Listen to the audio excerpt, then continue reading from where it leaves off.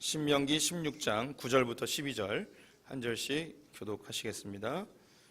신명기 16장 9절에서 12절 교독합니다.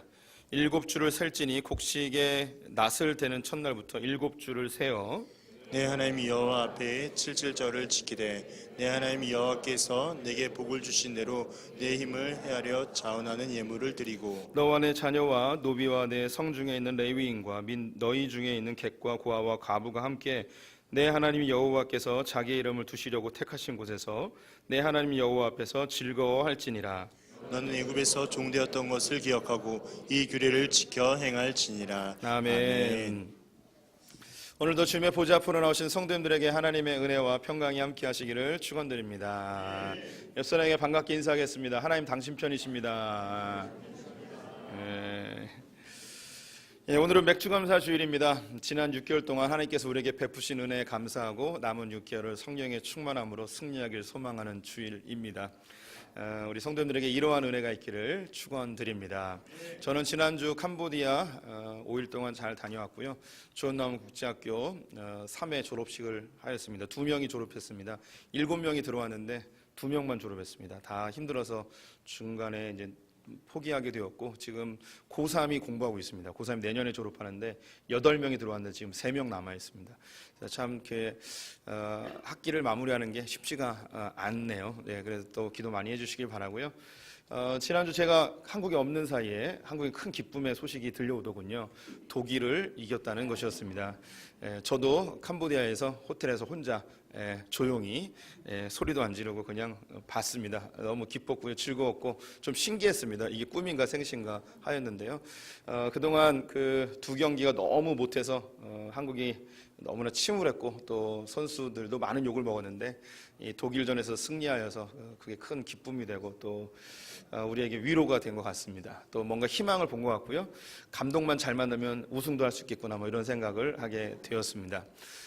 이 축구 경기뿐만 아니라 많은 경기들은 전반전과 후반전 사이에 하프타임이라는 게 있죠. 그래서 이 하프타임을 통해서 이제 경기를 잘했던 사람들은 더 힘을 얻고 또 이제 소진되었던 체력들이 다시 회복되어지는 시간을 갖게 됩니다. 반대로 또 경기를 잘 못했던 사람들은 코치와 감독에 의해서 그들의 문제점이 무엇인지 지적당하고 또 개선하여서 후반전에 더 좋은 결과를 얻기도 하게 되어지죠.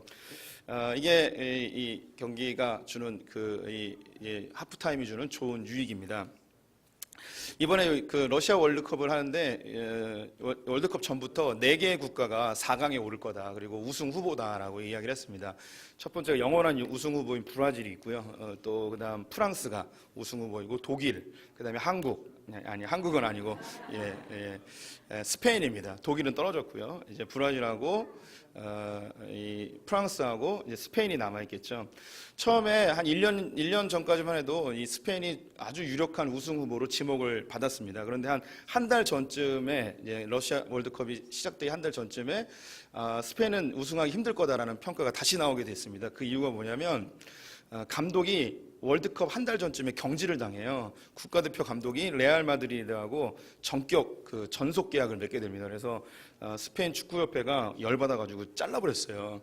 그럼 이 감독이 없는 상태에서 그 이제 새로운 감독을 얻어야 되잖아요. 근데 새로운 감독을 얻었는데 이 감독이 2부 리그를 하였던 아주 그 초보 감독이에요. 국가대표 감독을 한 번도 안 해봤던 그 사람의 이름이 페르난도 이에로라는 사람이에요. 세뇨리타. 페르난도 이에로 한번 사진을 보여주시죠. 이분인데 이분은 이제 스페인 축구의 그 수비형 미드필더로 아주 유명했던 선수였습니다. 근데 국가대표 감독을 한 번도 하지 않아서 사람들이 우려를 많이 했고 우승을 못할 거다라고 평가를 했습니다. 그런데 놀랍게도 16강에 올라갔어요. 1승 2무로 올라가게 됐는데요. 같은 주에 포르투갈, 모로코, 이란이 있었습니다. 만만한 상대는 이란밖에 없었어요. 이란을 이기고 나머지 무승부하면 올라갈 수 있을 거라고 계산했는데 이란과 전반전을 하는데 이란 축구가 침대 축구라고 들어보셨죠? 그냥 넘어지면 안 일어나는. 그래서 외국에서는 이게 늪 축구라고 표현을 하더라고요. 그 늪에 빠져가지고 헤어나지 못하는 거예요, 전반전에서. 근데 후반전에 돌아왔는데 이 스페인 선수들이 너무 잘하는 거예요. 그래서 1대0으로 이겼어요. 그래서 기자들이 궁금했죠. 도대체 이 하프타임에 감독이 뭐라고 했길래 이 선수들이 갑자기 잘하게 됐는지 이제 궁금해서 이제 취재를 했습니다. 그런데 이제 페르난도 에에로라는 이 감독이 뭐라고 얘기했냐면 침착해야 된다. 그리고 내 자신을 믿어라라고 했다는 거예요. 그래서 이 이야기를 듣고서 이 선수들이 축구가 안 풀리는 것으로 인해서 흥분하여 실수하지 않고 오히려 자기 침착하게 자신들이 하던 이제 전략대로 하다가 이제 한 골을 넣어서 이기게 되고 16강에 오르게 되었습니다. 그만큼 이 하프타임을 어떻게 보내느냐에서 후반전이 달라지게 되는 것이겠죠. 우리가 이제 전반전을 보냈습니다. 지금 6개월을 보냈고 이제는 후반전인 이제 6개월이 남아 있습니다. 정확하게 오늘 7월 1일이에요. 이제 전반전을 마친 이 하프타임 이 쉬는 시간에 하나님 우리를 부르셨습니다. 그래서 맥주감사절은 이 상반기를 마친 7월 첫째 주에 지키게 되어 있잖아요. 그래서 이 하프타임에 하나님 우리에게 뭐라고 말씀하신 드릴 필요가 있을 것 같아요. 오늘 신명의 말씀을 통해서 하나님이 이 하프타임에 있는 우리들에게 뭐라고 말씀하시는지 네 가지를 한번 살펴보도록 하겠습니다. 먼저 9절과 10절 말씀 같이 읽어보도록 하죠. 함께 읽어보겠습니다. 7주를 셀지니 곡식의 낫을 되는 첫날부터 7주를 세어 내 하나님 여호와 앞에 7절을 지키되 내 하나님 여호와께서 내게 복을 주신 대로 내 힘을 헤아려 자원하는 예물을 드리고. 첫 번째는 7.7절을 지키라고 합니다. 7.7절은 맥추절의 또 다른 이름인데요. 이 사람들은 세 가지 이름이 있어요. 7.7절이라고도 하고 오순절이라고도 하고 맥추절이라고도 이야기를 합니다. 이스라엘은 두 번의 추수를 해요. 봄철에 보리와 밀을 추수하는 것이 이제 상반기의 추수이고 하반기에 각종 다른 작물들과 이 과일들을 추수하게 됩니다. 그때에 이제 우리가 이야기하는 추수감사절, 그들로 하면은 이제 초막절을 지키게 되어집니다. 맨 처음에 보리를 이제 추수하게 되어지는데 그 즈음이 이제 6월절 즈음에 이제 추수를 시작해요. 그때를 초실절이라고 이야기합니다. 그때부터 7주가 지나서 7.7절이라고 이야기를 하고 또 77에 49, 이제 50일이 지나면서 오순해서 오순절이라고도 이야기합니다. 그리고 보리와 밀을 추수한다고 해서 맥추절이라고도 하는 이 세 가지 이름을 같이 쓰게 됩니다. 이것을 하나님이 우리에게 지키라고 명령을 하였습니다. 이스라엘은 세 개의 명절이 있는데요. 6월절, 맥추절, 초막절입니다. 이것이 오늘날 우리 교회에 와서는 부활절과 성령 강림절 그리고 추수감사절로 이게 이제 완성이 되어지죠. 그래서 우리는 이 성령 강림절로 이제 지키게 되면 5월달이나 6월달에 이게 돼요. 그러면 상반기가 정리가 잘 안 되잖아요. 그래서 성령 강림주일은 그대로 따로 있고 아예 교회가 7월 첫째 주에 6개월을 마감하는 의미에서 7월 첫째 주에 이것을 확정하여서 변동치 않고 확정해서 지키게 됩니다. 그래서 부활절은 계속 바뀌잖아요. 음력에 의해서 계속 바뀌지만 이 맥추감사절은 안 바뀝니다. 그냥 6개월이 지난 상반기를 결산하며 하나님께 감사하는 절기로 지키게 되어 있습니다. 그래서 우리 성도님들이 이 맥추절을 꼭 지켜야 돼요. 하나님의 명령입니다. 그것은 지난 상반기 동안 주신 은혜에 대해서 감사하고 자기를 다시금 점검할 필요가 있는 거죠. 우리는 그냥 살게 돼요. 우리가 6개월이 지났는데 세상 사람들은 뭐라고 이야기할까요? 그냥 시간이 빨리 지나네. 벌써 6개월이나 지났어? 하면서 그냥 시간이 지나갑니다. 그날이 그날이고 어제가 오늘이고 그냥 일상의 삶을 살죠. 하지만 기독교인들은 달라요. 하나님께서 어떻게 일하셨는가 다시 살펴보고 또 앞으로 하나님께서 어떻게 일하실 건가에 대해서 기대하게 되고 기도하게 되는 것이 우리의 삶을 정돈하게 되는 거죠. 그리고 내가 바른 길을 가고 있는가, 바른 목표를 향해서 가고 있는가, 내가 바른 방법으로 살고 있는가, 이런 걸 끊임없이 점검할 수 있도록 하나님이 우리에게 기회를 주신 것입니다. 마치 축구의 하프타임처럼 말이죠. 그래야지 성공적인 인생, 풍성한 삶을 살 수 있기 때문입니다. 이때 우리가 맥추절을 지킴에 있어서 하나님이 동반하여 명령한 것이 뭐냐면 자기의 수확을 하나님께 드리라고 이야기합니다. 성경 구절 다시 보여드리면 한번 보시죠. 성경 구절에 자원하여 예물을 드리고 라고 되어 있습니다. 상반기 동안 얻어졌던 그 수확물 중에 하나님께 예물을 드리라는 거예요. 우리로 이야기하면 헌금을 드리라는 거죠. 그런데 다른 절기들은요, 무엇을 드리고 그리고 얼만큼 드리는지 이게 정해져 있어요. 우리 보통 하면 11조 그러면 10분의 1을 드리잖아요. 또 다른 절기 같은 경우에는 양을 드리기로 꼭 정해져 있는 유월절이 있고요. 그리고 그 첫 소시를 드리는 그런 초실절도 있고, 그래서 무엇인가 정해져 있고 어떤 것을 드려야 되는지, 얼만큼 드려야 되는지 이것이 보통 정해져 있습니다. 그런데 이 맥주전은 그게 정해져 있지 않아요. 자기가 자원하는 대로, 자기가 느껴지는 대로 드리도록 하고 있습니다. 그것은 하나님이 뭐 이런 예물을 받으시고 싶어하는 게 아니라 하나님께서 6개월 동안 돌보시고 지키심에 대한 은혜에 대한 감사로 이걸 예물로 표현하라는 거죠. 우리는 마음으로만 이야기하는 것과 우리가 몸으로 드리는 것 혹은 물질로 드리는 것은 큰 차이가 있습니다. 그래서 우리 성도님들이 지난주에 감사헌금 목도 드렸잖아요. 그러면 오늘 이걸 드리셨어야 돼요.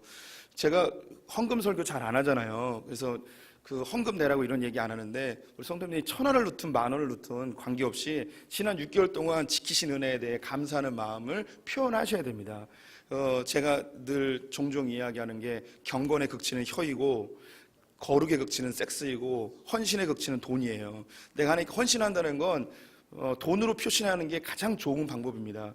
그럼 우리 이 교회도 돈 요구하는구나. 결국은 저 목사 돈 밝히는 거라고 하시는 분들이 있을 텐데, 제가 많이 깎아드렸잖아요. 10,000원이나 1,000원으로. 이거 가지고 상처받으면 안 돼요. 제 마음에는 다른 금액을 생각하고 있거든요. 근데 제가 확 깎았잖아요. 1,000원이나 10,000원으로. 그러니까 돈을 안 버시는 분은 1,000원만 내시고 돈 버는 분은 10,000원만 내셔도 되는데, 하나님께 우리의 뭔가를 드리는 이게 행위가 참 중요해요.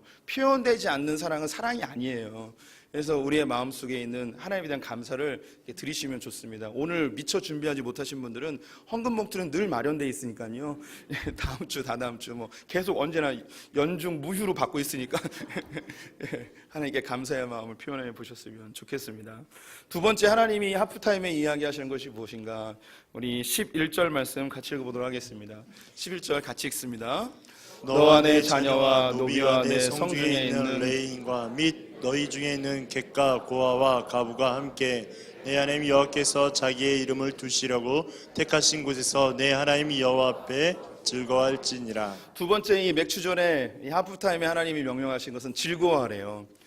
자녀와 노비와 성중에 있는 모든 레위인과 그리고 객과 고아와 과부, 주변에 있는 어려운 사람들, 그리고 성직자들, 그리고 내 가족들, 그리고 나와 함께 일하는 모든 자들과 함께 이 맥주절을 즐거워하라고 이야기합니다. 이 즐거워한다는 것은 하나님께 경배하고 예배하는 것인데, 이때에 제물을 바쳐요. 그러면 고기를 잡거든요.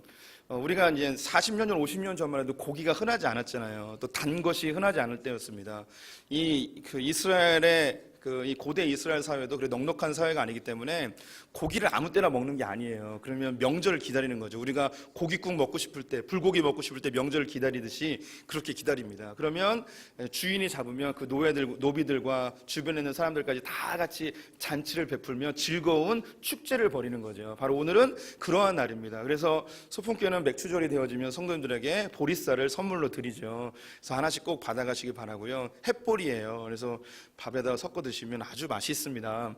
그리고 또 식당에 가시면 제육볶음 드려요. 평소에 고기 못 드시잖아요. 그러니까 밑에 가서 이제 고기 좀 마음껏 드시고 더 달라고 막 더 주시고 그러니까요. 한 분도 빠짐없이 이 축제 자리에 동참하시면 어떨까 싶습니다. 더불어 집에 돌아가시면 저녁 시간에 온 가족이 모여서 이 맥주 감사절에 대한 감사의 기도를 해봤으면 좋겠습니다. 그래서 우리 성도님들이나 아이들이 좋아하는 치킨 같은 거 시켜놓고 다 함께 손잡고 기도하면서 하나님 6개월 동안 지켜주시니 감사합니다. 이날을 기념하여 이 치킨을 맥주라고 할 뻔했어.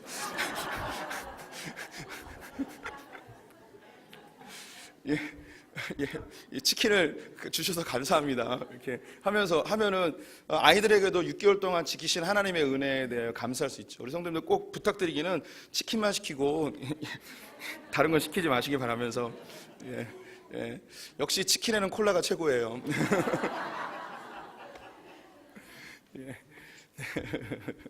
그렇게 그 축제의 자리를 즐기는 겁니다. 그런데 이 축제의 자리를 즐기는데 여기에 또 조건절이 붙어 있어요. 성경 말씀 다시 한번 볼게요. 성경 말씀이 이렇게 되어 있습니다. 여호와께서 자기의 이름을 두시려고 택하신 곳에서 즐거워할지어다라고 되어 있습니다. 여호와께서 택하신 곳, 이곳은 가나안 땅에 들어가면 예루살렘이 되어지는데요. 이곳에 모여서 하나님 앞에 즐거워하라는 겁니다. 그래서 이스라엘 백성은 1년에 3번 성전에 찾아가죠. 유월절과 맥주절과 초막절입니다. 꼭 하나님 앞에 나가라는 거예요. 왜냐하면 우리 지난 6개월의 삶을 돌보시고 인도하시고 복주신 분이 하나님인 걸 인정하는 것을 우리의 몸으로 직접 찾아가 인사하는 거예요. 그래서 6개월 동안 우리가 수고했으니까, 우리가 많이 그 은혜 받았으니까 우리가 이날을 기념해서 괌에서 지내야겠다, 뭐 이런 생각하시면 안 되는 거죠. 내가 열심히 수고하고 열심히 했었으니까 내가 이 휴식을 얻기 위해서 사이판에서 3박 4일 놀아야겠다, 이런 생각 마시고 이 맥주절에는 반드시 주님께 나와서 하나님 앞에서 감사하며 즐거워하는 겁니다. 그래서 하나님 앞에서 즐거워하시기 바랍니다. 오늘 마음껏 드시고 마음껏 즐기시고 또 남은 6개월을 어떻게 살까 하나님 앞에 다시 점검하는 재충전하는 그런 시간이 되기를 축원드립니다. 더불어 이제 세 번째, 하나님이 맥주절에 이 하프타임에 우리에게 요구하시는 바는 무엇인가? 12절 말씀 같이 한번 읽어보겠습니다. 함께 읽습니다. 너는 애굽에서 종되었던 것을 기억하고 이 규례를 지켜 행할지니라. 세 번째는요, 애굽에서 종되었던 것을 기억하라고 이야기합니다. 우리 사람은요, 참 불평불만을 너무 쉽게 잘합니다. 반면에 감사는 너무 못합니다. 성경에서 우리에게 끊임없이 감사라고 이야기하잖아요. 그 이유는 우리가 감사할 줄 모르기 때문이죠. 그래서 우리는 다른 사람과 비교하고 경쟁하면서 내가 없고 뒤처지고 패배자라는 생각을 많이 가져요. 근데 성경은 다른 사람과 비교하지 않게 하고 누구와 비교하냐면 내 옛 모습과 비교하게 합니다. 이스라엘 백성은 400년 동안 애굽에서 종살이하였죠. 그 후반부에는 극심한 고통을 겪게 되어집니다. 거대 건축물을 짓는데 노역하게 되어지고 심지어 자기 아들들을 죽이는 일까지 벌어지게 되어집니다. 그들의 고통의 소리가 하나님께 상달되었고 모세를 통해 이스라엘 백성을 구원해내죠. 10가지의 기적을 경험하였고 홍해가 갈라져 마른 땅을 걷는 놀라운 체험을 하게 되어집니다. 광야 40년 생활 동안은 만나와 메추라기를 먹이시고 반석에 사는 물로 그들을 목마름을 해결하셨던 그 하나님이시죠. 근데 가나안 땅에 들어가게 됐음에도 불구하고 그들은 끊임없이 불평하고 불만하는 것을 보게 됩니다. 그리고 다른 이방 민족들과 비교하면서 우리는 왜 저들보다 못 사는가? 왜 저들보다 우리는 더 풍요롭지 못한가에 대해서 계속 비교하며 하나님에 대한 신뢰를 못하게 되어집니다. 그래서 하나님이 이야기하는 게 뭐냐면 너희가 이 맥주감사절에 맥주절에 기억해야 될 게 내 옛 모습을 기억하는 게 옛 모습. 다른 사람 말고 옛 모습. 여기 계신 성도님들 예전보다 우리가 지금 훨씬 더 잘 살고 있지 않습니까? 옛날에 정말 단칸방에서 지하에서 이렇게 사시는 분이 지금은 좋은 아파트에서 막 살고 그러지 않습니까? 아니 꼭 그런 걸 얘기하지 않을지라도 예전보다 우리가 훨씬 윤택한 삶을 살고 있습니다. 제가 지난주 캄보디아 다녀왔는데 여전히 그곳은 50년대, 60년대인 곳도 많고 발달한 도시들도 80년대 후반의 모습으로 밖에 보여지지 않는, 그리고 좋은나무 국제학교 앞에는 길이 있는데 아직 포장이 되지 않아서 차가 한 대 지나가면 흙먼지가 막 일어나고요. 그리고 소와 달구지들이 막 다니면서 여기저기 소똥이 있습니다. 옛날 우리 성도님들 뭐 60년대, 70년대 사셨던 분들은 길가에 그냥 소똥 막 덕지덕지 있고 그 피해 다니고 그랬던 거 기억나시지 않습니까? 저 역시 그랬던 세월들이 있는데 지금 그거에 비하면 이 한국과 우리 성도님들의 삶은 얼마나 더 풍요로워지고 얼마나 더 좋아졌습니까? 이런 거에 대해서 감사하라는 거예요. 내가 없는 것 불평하지 말고 나보다 더 나은 사람과 비교하지 말고 예전의 모습과 주님으로 인해서 변화된 나의 지금 풍성한 삶을 바라보면서 얼마나 우리가 하나님의 은혜로 지금 살고 있습니까? 우리 교회에서 지난달에 서산과 영동에 농촌교회 섬김 갔지 않았습니까? 우리 아내도 서산에 따라가게 됐었는데요. 저희 아내가 예전부터 그런 소원이 있었어요. 결혼하기 전에도 여보 나는 섬마을 교사가 되는 게 꿈이야. 농촌에서 그 좋은 자연 속에서 교사를 하고 싶어. 당신도 나랑 같이 섬에 가서 목회하고 나는 뭐 하고 그 선생님하고 뭐 이런 얘기를 했어요. 그래서 제 이제 목사가 됐잖아요, 소풍교회. 근데 이후에 이제 은퇴하고 나면은 꼭 그런데 농촌에 가서 시골 동네 가서 당신은 목회하고 나는 뭐 교사하고 막 이러자고 얘기를 했어요. 서산에 갔다 왔습니다. 2박 3일 갔다 와서 저에게 얘기하는 게 뭐냐면 여보 나는 도시형인 것 같아. 그러니까 이 도시에 사는 게 이제 익숙해져 버리니까 농촌에서 며칠만 살아도 이게 너무 불편해 버리는 거예요. 그러니까 우리가 지금 살고 있는 것에 대해서 너무 익숙해져 버리니까 예전의 모습을 잊어버리는 거죠. 하나님 우리에게 얘기해요. 다른 사람과 비교하지 말고 예전의 내 모습과 비교하라는 거죠. 우리 성도님들 하나님 믿고 나서 얼마나 더 풍요로워졌습니까? 얼마나 우리가 자유로워지고 얼마나 멋져졌습니까? 우리가 이걸 꼭 기억하라는 것입니다. 그래서 우리 성도님들이 하나님께서 내게 주신 거 자족하며 감사하며 비교하지 말고 그렇게 이제 이 맥주감사절을 지키셨으면 좋겠고, 네 번째 12절 후반부의 말씀 더 있는데요. 한번 보시면 이 규례를 지켜 행할지니라 라고 되어 있습니다. 이 맥주절에 하나님이 네 번째로 이야기하시는 것, 규례를 잘 지키래요. 이 규례는 맥주절을 지키라는 규례가 아니고 신명기에 나와 있는 율법의 말씀들을 이야기하는 것입니다. 우리나라 속담에 급할수록 돌아가라는 말이 있지 않습니까? 우리의 소원이 이루어지지 않고 계획한 게 이루어지지 않으면 사람들은요, 급한 마음에 지름길을 찾아요. 즉 불법을 행하거나 위법을 행합니다. 우리 신앙인들의 삶의 언어로 표현하면 세상적이고 인간적인 방법을 찾아요. 그러다가 나의 삶의 문제가 더 큰 위기로 발전되어지고 수렁에 빠지는 경우가 수없이 많이 발생하게 되어집니다. 그래서 우리 성도님들이 지난 6개월 동안 소원하고 기도하고 계획했던 일이 잘 안 이루어졌을지라도 이 하반기에 이것을 이루기 위하여 조급한 마음에 불법을 행하지 마시라는 거예요. 다시 하나님의 방법을 다시 잘 점검하여서 내가 바로 가고 있는지, 하나님의 방법대로 살고 있는지 점검해 보셔야 됩니다. 그래서 좀 늦더라도 천천히 가더라도 하나님의 방법으로 해야만 이것이 이루어지고 뒤탈이 없게 되는 거죠. 하나님이 도우심의 방법을 계속 강구하며 인간의 방법을 내려놓아야 될 필요가 있습니다. 이 맥주절은 신약교회에 와서 오순절 성령 강림으로 이제 완성이 되어지는데 성령 강림절이라고도 하게 됩니다. 구약에서는 말씀을 의지하였지만 신약에서는 성령을 의지하게 되어집니다. 그래서 구약에서는 말씀대로 살아라라는 것보다는 신약에서는 성령의 충만을 받으라, 이런 언어들을 더 많이 사용하게 되어지죠. 그래서 우리 성도님들이 하반기에 우리가 수없는 많은 선택과 결정의 상황 속에서 우리가 말씀을 잘 모르고 말씀을 가까이 하지 못할 때도 있잖아요. 하지만 우리 성도님들이 간구해야 될 것은 성령의 충만함을 주십시오. 성령님 날 도와주십시오. 성령님 어떤 것을 선택하겠습니까? 성령 충만함을 간구하셔야 됩니다. 로마서 15장 13절 말씀 같이 한번 읽어볼까요?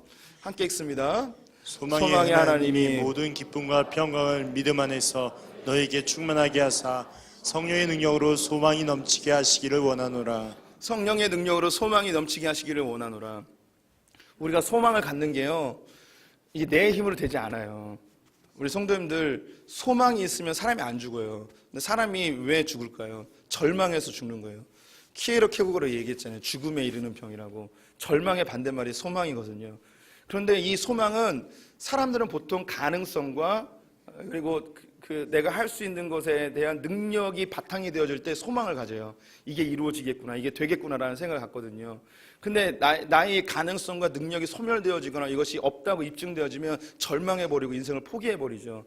이게 사람이 갖고 있는 행태예요. 성경은 뭐라 이야기하느냐? 나의 능력이 없고 가능성도 없고 환경이 안 좋아요. 그럼에도 불구하고 무엇으로 소망을 가질 수 있다고요? 성령의 능력으로. 그래서 성령이 우리 안에 있으면 산을 옮기는 믿음이 생기는 거예요. 소망이 생기는 거예요. 하나님께서 우리에게 성령으로만 이 소망을 갖게 할 수 있다고요. 남은 6개월 우리 성도님들 잘 살 수 있을 것 같습니까? 어쩌면 어려운 것도 있고 힘든 것도 있을 수 있습니다. 불안하시죠. 내 힘으로 그걸 해결할 수 없는 그런 제한성이 우리 안에 있단 말이에요. 근데 남은 1년도 우리가 완주할 수 있겠다고 생각하는 그 근거는 어디에 있느냐? 성령의 능력입니다. 성령의 충만함을 더 강구하시는 우리 성도님들 되셔서 남은 6개월도 승리하셨으면 좋겠습니다. 지난 6개월 동안 주님이 주신 은혜가 있다면 감사하십시오. 그리고 남은 6개월도 성령의 능력으로 승리하기를 우리 성도들에게 축원드립니다. 우리 함께 찬양 한 장 했으면 좋겠는데요. 오늘 불렀던 찬양 중에 세상 풍파한 모든 너를 흔들어, 우리 박수 치면서 우리 찬양해 보도록 하겠습니다. 네, 가사 띄워주세요. 가사. 네. 세상 모든 풍파 너를 흔들어 약한 마음 낙심하게 될 때에 내려주신 주의 복을 세어라. 주의 크신 복을 내가 알리라. 받은 복을 세어 모아라. 크신 복을 내가 알리라. 받은 복을 세어 보아라. 주의 크신 복을 내가 알리라. 세상 크신 걱정 너를 누르고 십자가를 등에 지고 나갈 때 주가 내게 주신 복을 세어라. 두려움 없이 항상 찬송하리라. 받은 복을 세어 보아라. 크신 복을 내가 알리라. 받은 복을 세어 보아라. 주의 크신 복을 내가 알리라. 세상 권세 너의 앞길 막을 때 주만 믿고 낙심하지 말아라. 천사들이 너를 보호하리니 염려 없이 앞만 보고 나가. 아멘. 받은 복을 세어 보아라. 크신 복을 내가 알리라. 받은 복을 세어 보아라. 주의 크신 복을 내가. 3절 한 번 더 합니다. 세상 권세 너의 앞길 막을 때 주만 믿고 낙심하지 말아라. 천사들이 너를 보호하리니 염려 없이 앞만 보고 나면 받은 복을 세어 보아라. 크신 복을 내가 알리라. 받은 복을 세어 보아라. 주의 크신 복을 내가. 받은 복을 세어 보아라. 크신 복을 내가 알리라. 받은 복을 세어 보아라. 주의 크신 복을 내가 알리라. 이 시간 함께 기도를 모으기를 원합니다. 지난 6개월 동안 하나님께서 우리에게 베푸신 은혜에 대해 감사했으면 좋겠습니다. 구체적으로 하나님께 감사하기를 원하고요. 또 더불어 남은 6개월 성령의 능력으로 승리하게 해달라고, 또 마음의 소원과 기도의 제목들 정직하게 주님께 아뢰며 주님께 성취해 주시기를 열망하였으면 좋겠습니다. 우리 한 마음으로 함께 기도하시겠습니다. 아버지 하나님, 주님께서 우리에게 주신 은혜 감사를 드립니다. 주 6개월 지키시고 교회를 지키시고 가정을 지키시며 자녀를 지켜주시니 감사합니다. 사건과 사고를 구별하시며 하나님의 은혜를 더 알게 하시고 또 강단을 지켜주시는 은혜 감사를 드립니다. 또 입술을 주관하시고 하나님의 뜻을 전파하게 하시니 감사합니다. 부족한 자 하나님께서 사용해 주시니 감사합니다. 아버지 하나님, 남은 6개월도 주님 승리하게 하셔서 또 나를 가득 채우셔서 아버지 강단을 통해 하나님의 말씀과 뜻이 전도되게 주시옵며 아버지의 은혜를 가시기 원하오니 주님 아버지 역사해 주시길 간절히 원합니다. 아버지 마음을 열어주셔서 주님 아버지 충만케 해주시길 간절히 원하오니 아버지 인도하여 주시옵소서. 하나님 아버지께 나가시니 주님 아버지 나가주셔서 우리 성전들의 기도의 저곡과 마음의 손들을 성취하여 주시며 그리 아니하실지라도 우리 가정 중을 인도하시는 주님을 신뢰하게 하여 주옵소서. 아버지 아버지 나가시니 주님 아버지 나가시길 간절히 원합니다. 주님 인도하여 주시옵소서. 충만케 하여 주시옵소서. 우리를 채워 주시옵소서. 하나님 아버지 오늘 이루어 주셔서 아버지 하나님께서 원하오니 은혜가 저려오시기 바랍니다. 하나님 아버지 감사합니다. 지난 6개월 동안 우리의 삶을 지키시고 먹이고 입히시고 돌보시고 보호하심의 은혜에 감사합니다. 하나님, 주님을 섬길 수 있게 하시며 주님을 찾게 하시며 예배할 수 있는 특권들을 주시니 감사합니다. 교회를 지키시고 또 교회로 성장케 하시며 또 주의 뜻을 좇아 선한 일에 힘쓰게 하여 주시니 감사합니다. 혹 우리가 낭만의 길, 어려운 길을 걸어왔을지라도 우리가 분명히 확신하는 것은 주님께서 우리에게 가장 좋은 곳을 인도하시며 사망의 음침한 골짜기로 거닐지라도 푸른 초장과 맑은 물가로 인도하심을 신뢰합니다. 하나님, 우리 성도님들 마음의 소원과 기도의 제목이 이루어지지 아니하실지라도 그리 아니하실지라도 우리에게 가장 좋은 곳을 주님을 끝까지 신뢰하는 자들 되게 하여 주시옵소서. 하나님, 맥추절을 맞이하여서 주님이 우리에게 말씀하시는 말 다시 한번 상고해 보았습니다. 주 안에서 기뻐하는 자들 되게 하여 주시고 또 우리 옛 모습과 비교하여 하나님께서 주신 것에 대하여 그 복을 세어보아 감사의 찬양을 올린 자들 되게 하여 주시옵소서. 또한 하나님, 우리의 소원을 이루기 위하여 불법이나 위법을 행하지 아니하고 세상적인 인간적인 방법을 내려놓고 하나님의 뜻대로 해가기를 더 힘쓰는 자들 되길 간절히 소망합니다. 하나님, 그러나 우리가 연약한 심령을 갖고 있사오니 주님, 우리의 마음의 소원과 기도의 점을 응답하셔서 하나님 우리를 위하여 일하심을 보게 하여 주시고 막혔던 땅이 무너지게 하시며 하나님께서 우리에게 주신 삶의 고민과 기도의 제목들이 응답되는 것을 보게 하여 주시길 간절히 원합니다. 특별히 우리 자녀들의 삶을 축복하셔서 취업의 문이 열려지게 하시고 학업의 진보가 있게 하시며 또 상위 가정으로 또 잘 진급할 수 있도록 주님께서 책임져 주시길 간절히 원합니다. 주님께서 6개월의 삶에 성령을 충만함으로 더하실 줄 믿으며 성령의 능력 안에 소망을 갖는 우리들 되게 하여 주시옵소서. 예수님의 이름으로 기도드렸습니다. 아멘.